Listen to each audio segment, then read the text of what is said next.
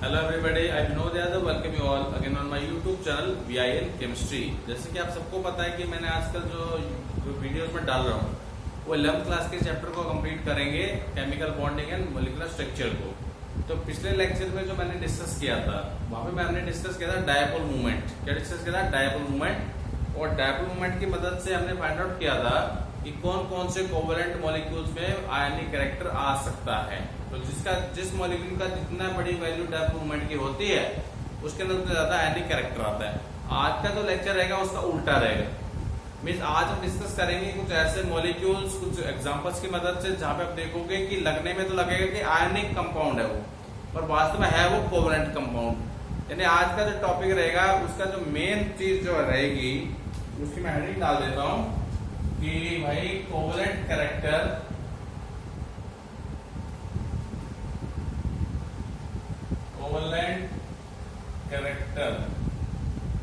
in an ionic bond। ठीक है जी। और इस टॉपिक में हम क्या क्या पढ़ेंगे, हम दो चीजों को डिस्कस करेंगे, दोनों एक दूसरे से मिलती जुलती हैं। एक तो आपने सुना होगा फजान्स रूल,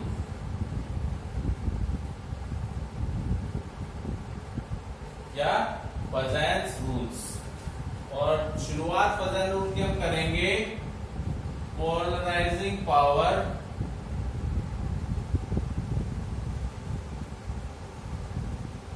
ऑफ आयंस। आज का जो शुरुआत होगा वो यहां से होगा, इस हेडिंग से, पोलराइजिंग पावर ऑफ आयंस। अब ये पोलराइजिंग शब्द को समझेंगे हम लोग, देखो ठीक है। तो देखो सपोज करो, अच्छा चलो एग्जांपल तो बाद में लेंगे, पहले ये जो पोलराइजिंग जो शब्द है, यहां से दो शब्द आपने ध्यान रखने हैं। एक तो याद रखना है पोलराइजिंग पावर, क्या याद रखना है? Polarizing power. और दूसरा शब्द जो आपने याद रखना है इस टॉपिक को समझने के लिए वो है आपका पोलराइजिबिलिटी। क्या? पोलराइजेबिलिटी। उसका स्पेलिंग मिस्टेक हो पर आपको ओवरऑल ध्यान रखना, पोलराइजेबिलिटी, पोलराइजेबिलिटी। ओके, अब देखो, अब एग्जांपल लेते हैं। सपोज करो मेरे पास LiCl को ले लेते हैं, उसको ले रहे हैं LiCl को ले लेते हैं। अब जो LiCl में जो Li है एल्कली मेटल है, एल्कली मेटल का मतलब Li+ बनाता है, वो आपको पता होगा। और जो क्लोरीन है वो हाइड्रोजन ग्रुप का है, वो Cl- बनाता है। ठीक है। तो आमतौर पे जो नया बच्चा जो केमिस्ट्री सीखता है उसे लगता है कि आयनिक कंपाउंड है। कैसा कंपाउंड है? आयनिक कंपाउंड है। पर जब आप डिटेल में थोड़ा पढ़ेंगे सिलेबस पे जाके तो पता चलेगा ये कंपाउंड कैसा आपका एक कोवेलेंट कंपाउंड है। कैसा है ये कोवेलेंट कंपाउंड है। तो बोलोगे भाई चार्ज भी कोवेलेंट कैसे हो गया? तो इसके डायग्राम के थ्रू थोड़ा समझिए इस चीज को एक बार। ठीक है, देखिए Li जो है अपने ग्रुप का हाइड्रोजन के बाद ही आता है। सबसे छोटा कैटायन इसको मान लीजिए। सबसे छोटा कैटायन क्या होता है? साइज का छोटा है। ये तो आपका कैटायन है, ये इसका न्यूक्लियर चार्ज है। ठीक है जी, ओके।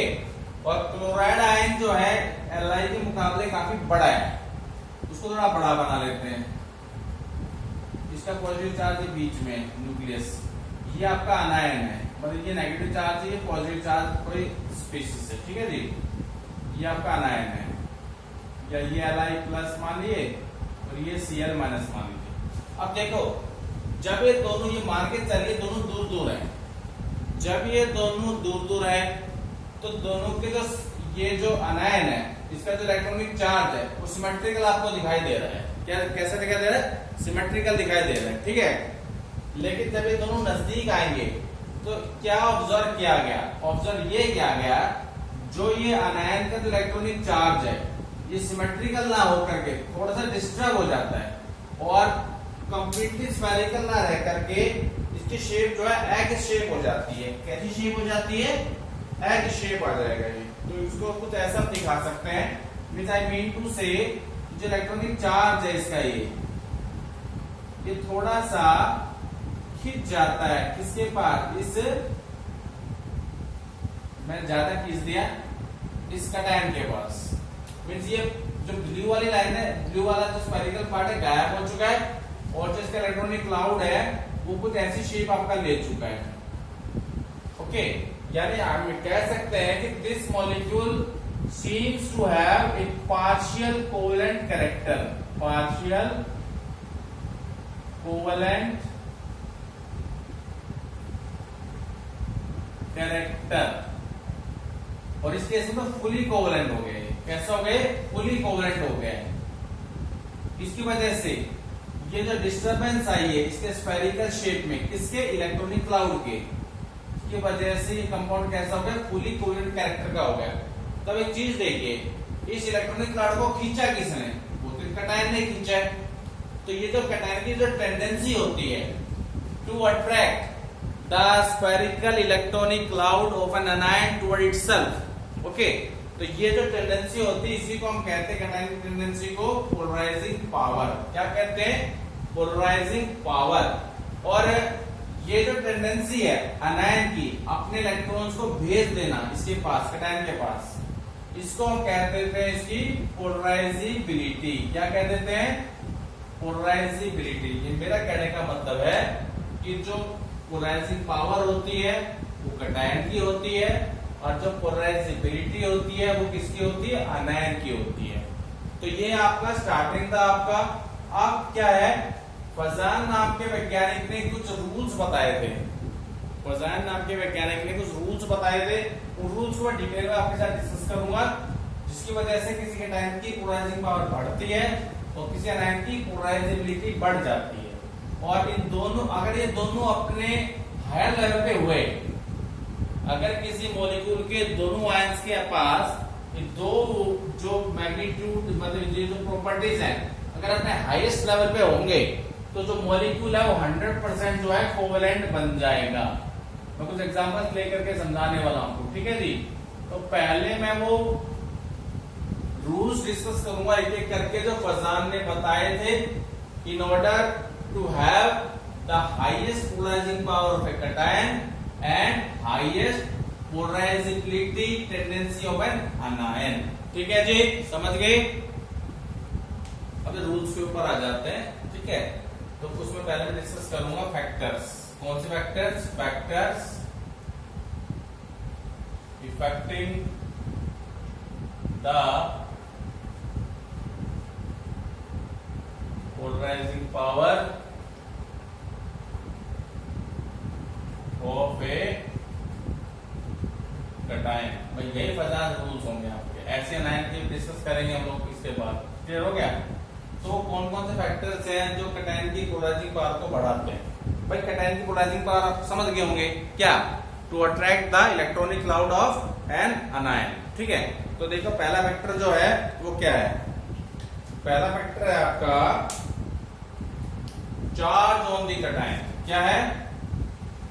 charge on the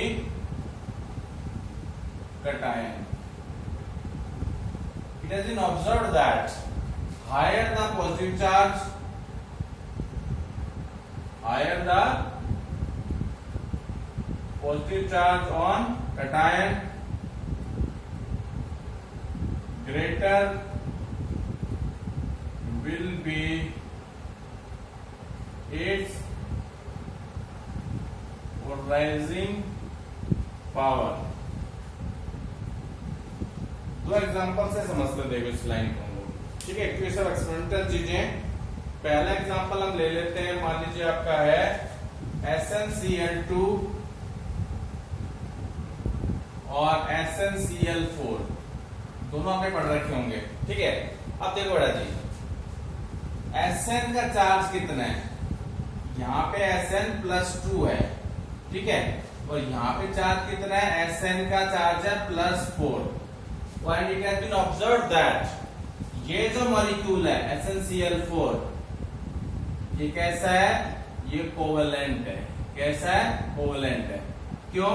क्योंकि यहाँ पे Sn का चार्ज +4 है और जैसा कि ऊपर लिखा हुआ है सेंट्रल एटम का चार्ज जितना बड़ा होगा उसकी क्या ज्यादा होगी? उसकी पोलराइजिंग पावर ज्यादा होगी। और जब पोलराइजिंग पावर ज्यादा होगी तो जुड़ने वाला जो साइड में जो आयन है उससे में क्लोरीन इसमें क्लोराइड इसमें है, तो ये SN2+ क्या करता है, क्लोराइड आयन के इलेक्ट्रॉनिक क्लाउड को ज्यादा खींचेगा अपने पास, डिस्टॉर्ट कर देगा। It seems to be appear covalent character। इस वजह से SnCl4 कोवलेंट होता है, SnCl2 आपका क्या होता है, आयनिक होता है, तो इसका चार्ज कम है। अगर एक क्वेश्चन आता है आपको कि भाई why SnCl4 is covalent and SnCl2 is ionic, तो सिंपल आंसर आपको देख के आना है, in SnCl4 tincture this SN4+ and 3D line, higher the positive charge on the cation, greater will be its polarizing power, so as the covalent character will increase। एक और example समझते हैं, देखो इसको मिटा देता हूं फटाक से, ठीक है जी। देखो वही तीनों क्लोराइड्स ही हैं, ठीक है जी। एक तो आपकी NaCl है, एक ले लेते हैं MgCl2 और एक ले लेते हैं AlCl3। ये सब हमें पढ़ रखा है 10th 11th 12th क्लास में। तो ये बताया गया क्लासरूम के अंदर कि भाई ये तो होता है आपका कोवलेंट। क्या होता है, कोवलेंट।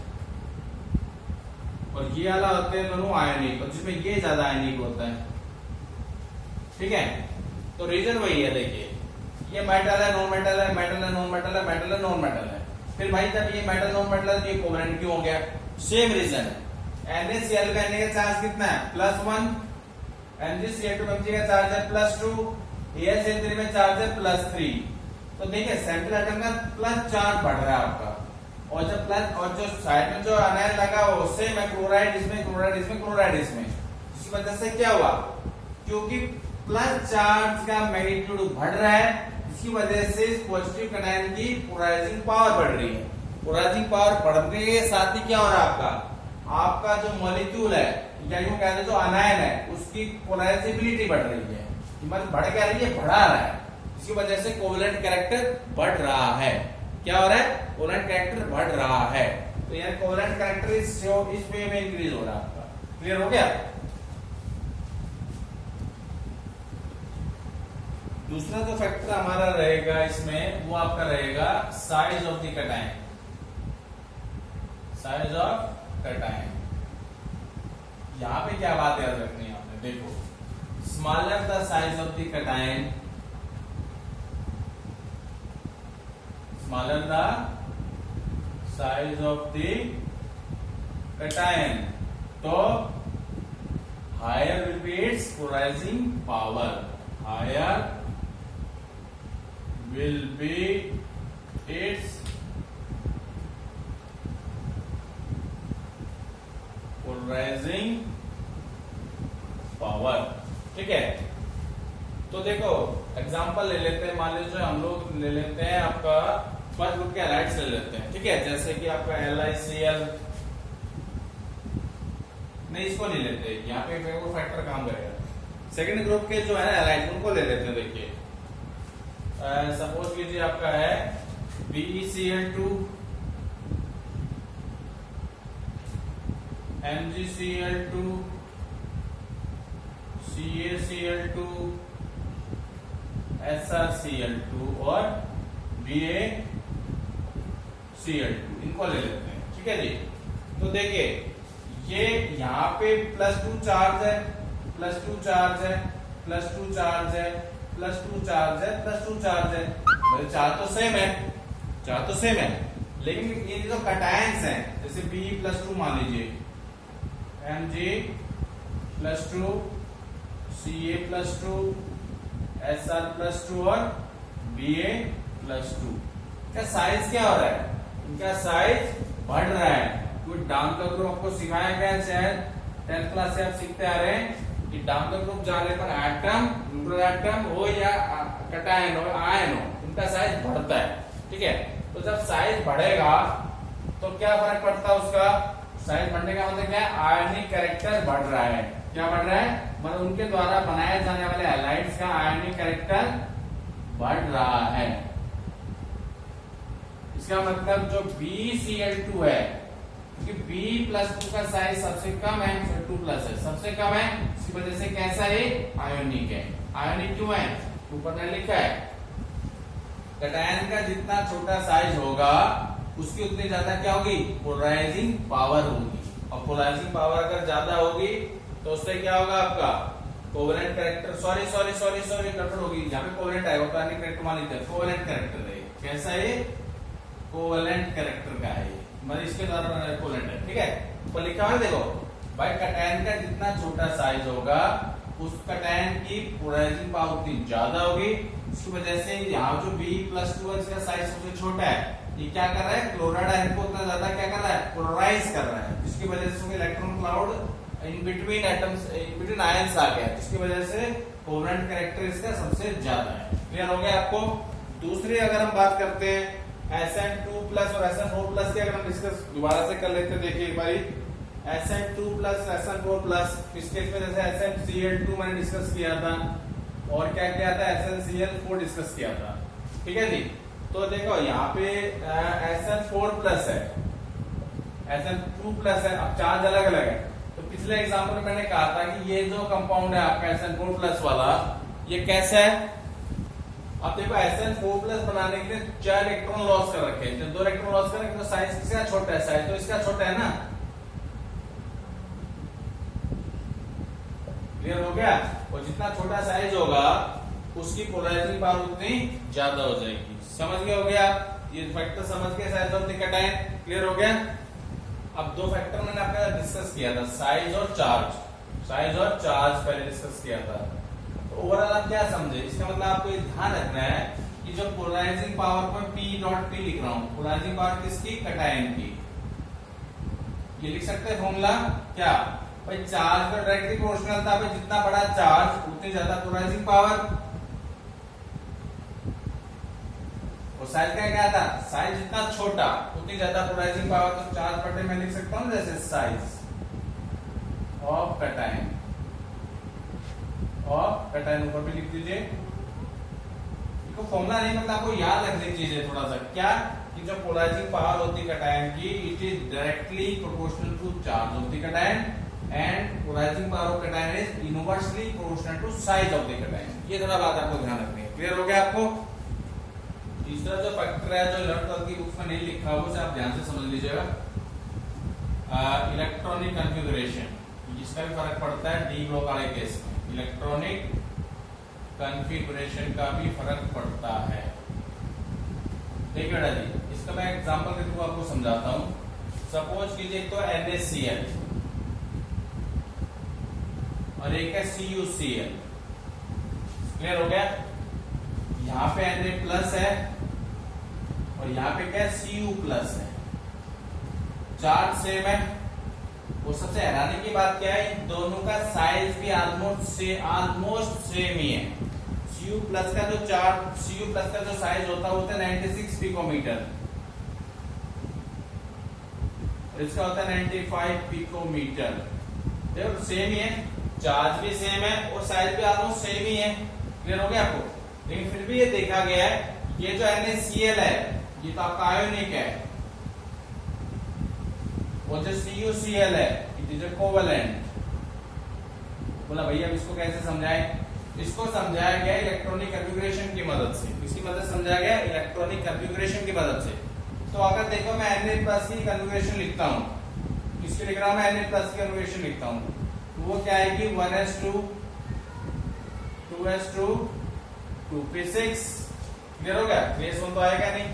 और Cu+ के अगर मैं लिखता हूं तो वो क्या आएगी? देखो 1s2 2s2 2p6 3s2 3p6, 4s1 जा चुका है, प्लस लगा हुआ, तो 3d10।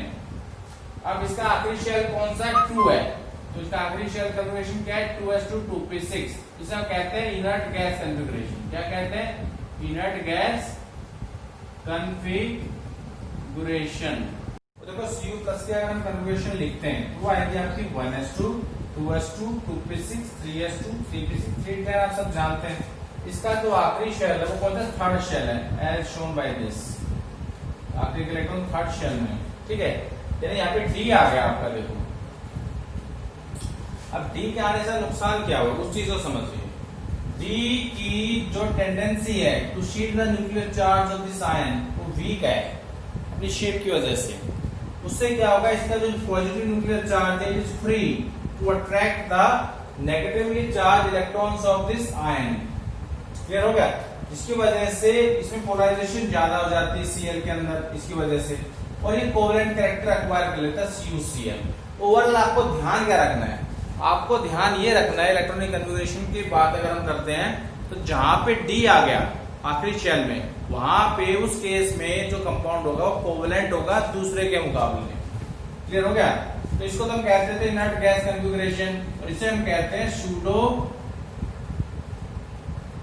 Inert gas configuration.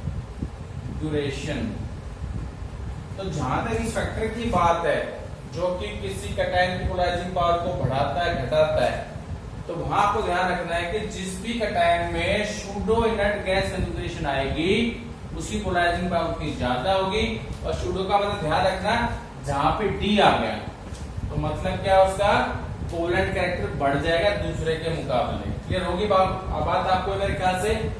Okay, अब हम ऐसे ही पढ़ेंगे वो फैक्टर्स के बारे में जो कि अनायन की पोलराइजिबिलिटी को असर करेंगे, पोलराइजिबिलिटी को असर करेंगे। उसमें कन्फिगरेशन वाला टॉपिक नहीं आएगा आपको, समझ गए होंगे आप? तो देखिए पहला इसका जो फैक्टर रहेगा वो साइज रहेगा। तो जहां तक साइज की बात है, मतलब मेरे पास दो अनायन है, मतलब एक का साइज छोटा है, अनायन है दोनों, और एक का साइज बड़ा है। ये भी अनायन है और ये भी अनायन है। इलेक्ट्रॉन किसके पास ज्यादा है? इसके पास ज्यादा है, तो इसका मतलब क्या, इसके इलेक्ट्रॉन ज्यादा अट्रैक्ट हो सकते हैं किसी कैटायन के पास, जिसकी वजह से ये जो मॉलिक्यूल बनाएगा उसके अंदर कोवेलेंट कैरेक्टर बढ़ जाएगा। इन्हें आपको ध्यान क्या रखना, ज्यादा साइज की बात है। Larger the size of an anion higher will be its पोलराइजिबिलिटी, और जिसकी जितनी ज्यादा पोलराइजिबिलिटी होगी वो अनायन कैटायन के साथ मिल करके उतना ज्यादा कोवेलेंट मॉलिक्यूल बनाएगा। ठीक है? दूसरा जो फैक्टर है वो है नेगेटिव चार्ज। क्या है? Negative charge. सब ठीक है? अब देखो, मान लो मेरे पास दो आइटम है, ए के ऊपर एक -1 है और बी के ऊपर है मान लो -3 ले लेते हैं। ठीक है?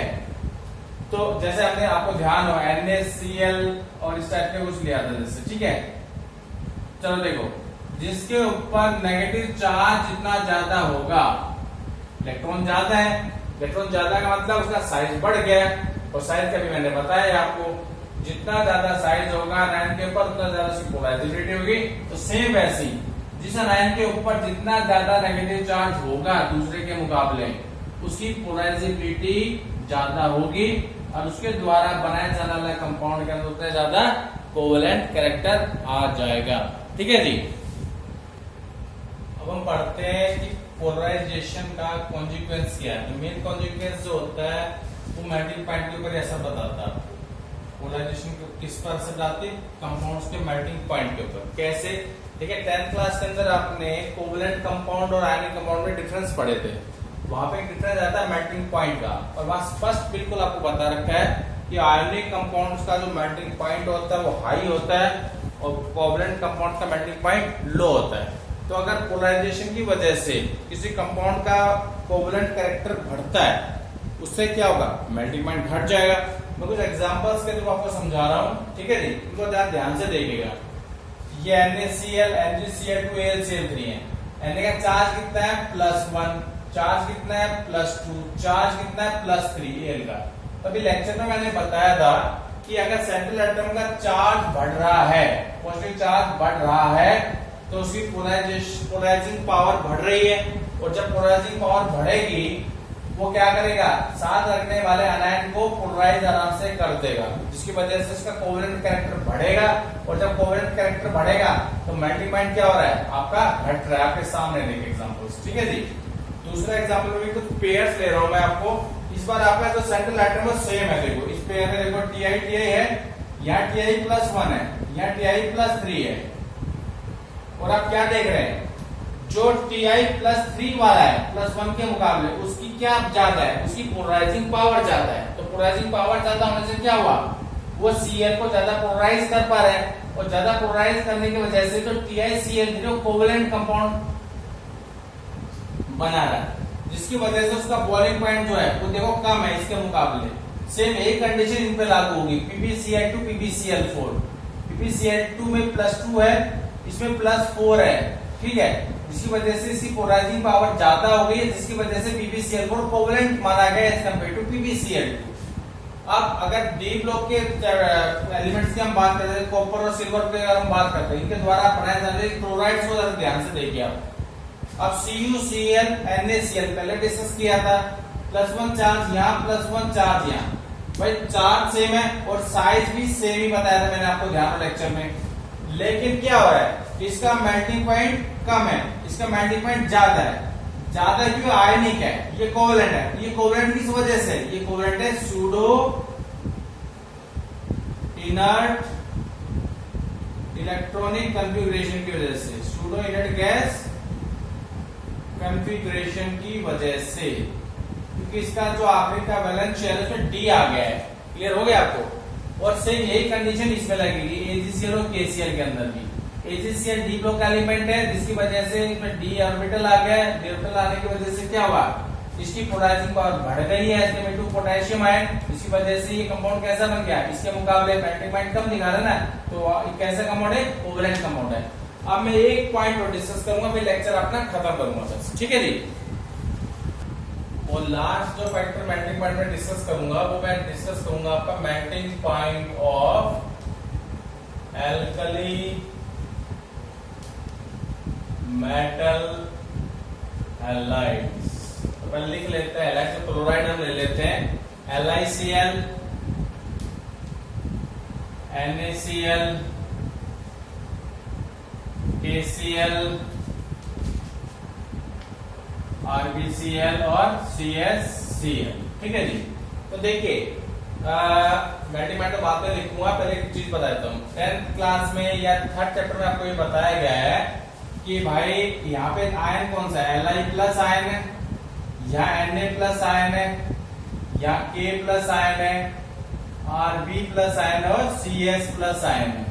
तो डाउन द ग्रुप चलने के ऊपर साइज क्या हो रहा है, आयंस का, कैटायंस का साइज हो रहा है इंक्रीज। साइज क्या हो रहा है आपका, इंक्रीज।